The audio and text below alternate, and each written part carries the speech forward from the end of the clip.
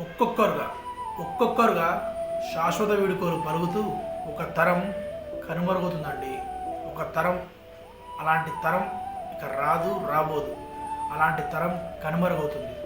అది ఎలాంటి తరమో, ఏ తరమో వివరిస్తాను.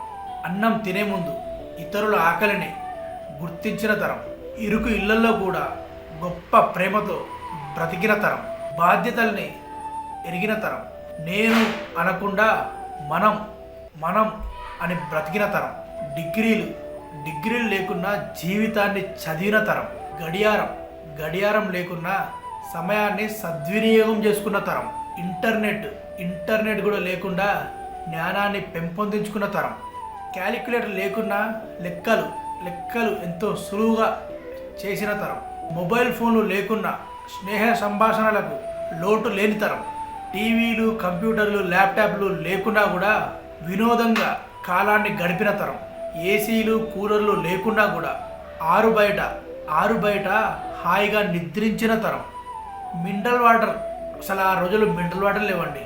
మినరల్ వాటర్ అంటే తెలియదు. చెరువుల దగ్గర, బోరింగుల దగ్గర తాగేటోళ్ళు. మినరల్ వాటర్ లేకున్నా చెరువు, బోరింగ్ దగ్గర వెళ్ళి దాహం తీర్చుకున్న తరం, రాత్రులు ఇంటి బయట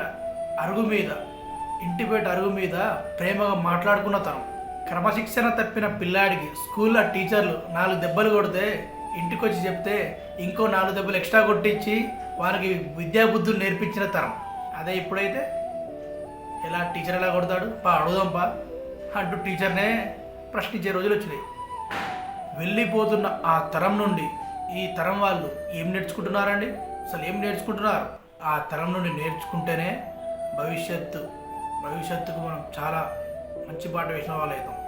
లేకపోతే భవిష్యత్ అంధకారం, శూన్యం, ఏముండదు. ఇక అలాంటి తరం నుండి మొత్తం కాకుండా ఒక 70% నేర్చుకుందాం. మన పిల్లలకి చెప్దాం.